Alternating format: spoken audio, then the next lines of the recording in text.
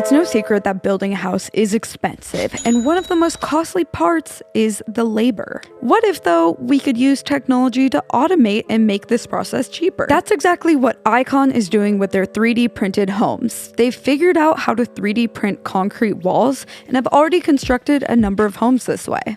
Today, we're going to take a look at their latest and greatest luxury 3D printed house called House Zero. My name is Dimitri Julius. I'm the Chief People Officer at Icon. And what you're looking at is House Zero, the first in our exploration series of homes.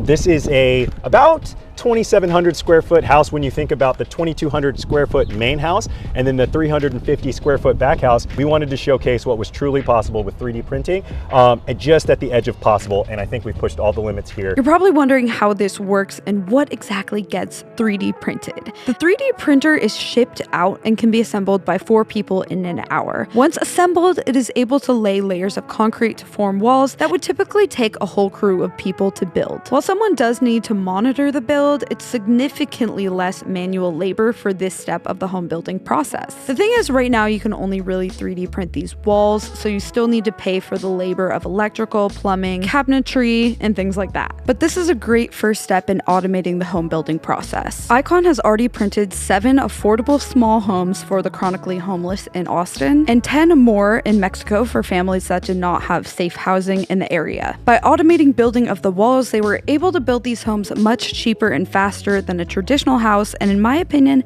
they look much better than most low-income housing. For example, this is the tiny house village in LA that was constructed for the chronically homeless, and while it's better than nothing, it feels more like a shelter. Like, they kind of resemble more of a shed than a house. And these are the ones that Icon printed for the chronically homeless in Austin that just look much more like an actual home you would want to live in. And then they also built a neighborhood of 4 luxury townhouses in Austin where the first floor has concrete walls. All of these have already sold and now have people living in them. Now let's take a look inside House Zero, their latest luxury 3D printed house.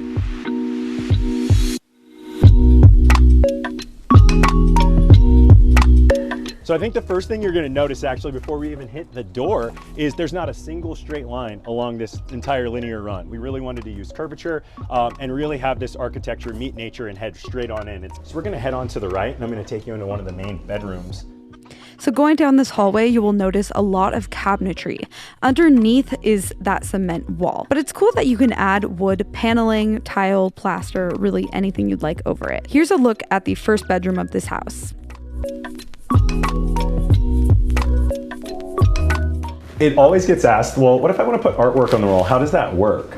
So it performs just like masonry. This is our proprietary lavacrete material, and you can just go get a tap screw from Home Depot and just plug that right on up in the wall. And so we've showcased that with art pieces kind of hung throughout. So very easy to do, not necessarily an issue. Yeah, so you can still mount a TV, do all that. Another thing that we wanted to make sure that we created was an option for maybe some optionality later on down the road. And so we chose this beautiful Douglas fir here on the interior of the wall. So if you decided 10 years from now you wanted to remodel, you absolutely have the options to do that as well, because those 3D printed wall segments are going to be standing for quite some time.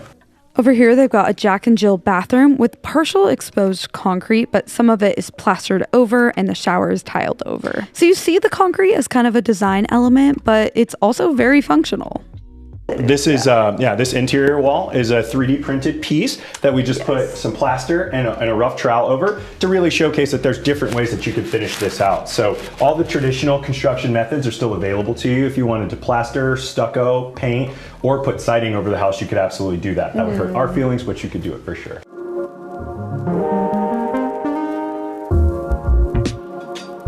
Yeah, and so this is our office space. Again, if COVID has taught us nothing, it's that we really need to be thinking intuitively about how we utilize our spaces. And so this is fantastic for taking Zoom calls. Maybe it's a little office. So again, here they left a bit of exposed concrete, but they did mostly wood paneled walls in this room, which definitely feels more familiar to a traditional house. That's nice. So I mean, it could be like a 3-bedroom house, but it's 2 mainly. Absolutely, yeah. So you can, this is a flex space. You can utilize this however you want.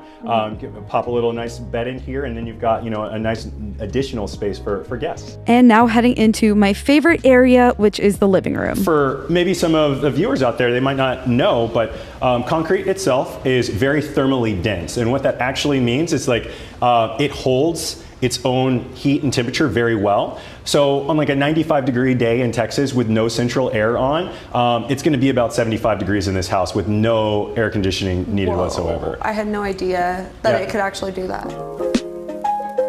The living room has a really cool feature that you can see from the outside. They have these 3 curved walls. They're really taking advantage of the fact that they can print things however they want with this. So I really love this space because it kind of creates an open concept that I think we're all used to having. And so I like to chit chat, I like to hold court, and while I'm cooking, I would like to be able to, have friends or family at the dining room area. Also, there's some really unique moments where we didn't necessarily add additional space to the house, where we just thought about the active space and used it. So you've got, your little dining room area specifically. We've got a nice little cozy reading nook over here. There's an opportunity here to kind of have this office space that really doesn't feel like it's imposing on the house or taking away from. You can just come over here, maybe put on a nice record, put your earbuds in and get to work, or maybe just enjoy having a quiet moment.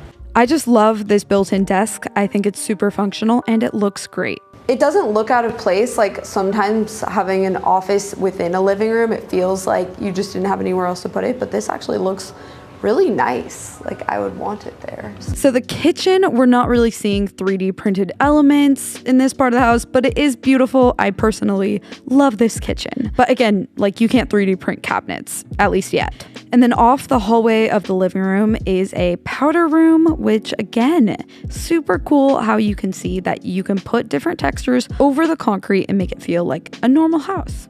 You would have no idea that there is even the concrete behind it, so it can look like a totally normal house if you wanted to. I feel like people do like to add tile and different things in a bathroom in the kitchen, so you don't have to have the concrete design everywhere. Just a little pieces of artwork that we did with the 3D printer to really showcase different flat things that you can do, all sorts of different angular design. Then heading down the hallway is the primary bedroom and the largest bathroom in the house. And once again, they've done some really cool curves in the bathroom. In here, they've got plaster over the concrete and the curved wall in the shower that allows space for a bathtub as well. And it just is a really cool design element. It makes it interesting, makes it feel really high end. And you can see here where the concrete meets the plaster, but it looks nice. This bedroom feels pretty similar to the first bedroom, but there's a few more windows. This room has probably the most exposed concrete of any room in the house. One of the things that we really tried to do in this grand room was make sure that the space was about the space that you're going to use every day. So we borrowed some European design to really optimize using as little space as possible, but gaining as much storage as possible. So we thought that was pretty fun. So I personally think the concrete looks really cool in here, but comment down below. I'm curious to know what you guys think.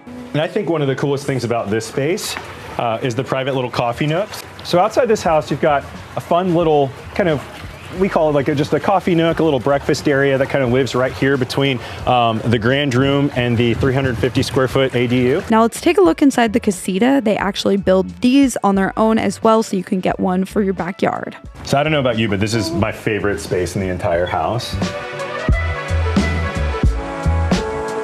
350 square feet, and again, we kind of borrowed from that European model. So we've got this bed here that's actually a Murphy bed that kind of gently folds itself right back on into the wall. I love that they added a Murphy bed in here, so this could be a guest room and an office, but it's really modern. The concrete looks great in here. I feel like anyone would love to have this in their backyard. I mean, it's got all the different things that you would need for a lived-in space, right? We've got a little burner top. You've got your dishwasher.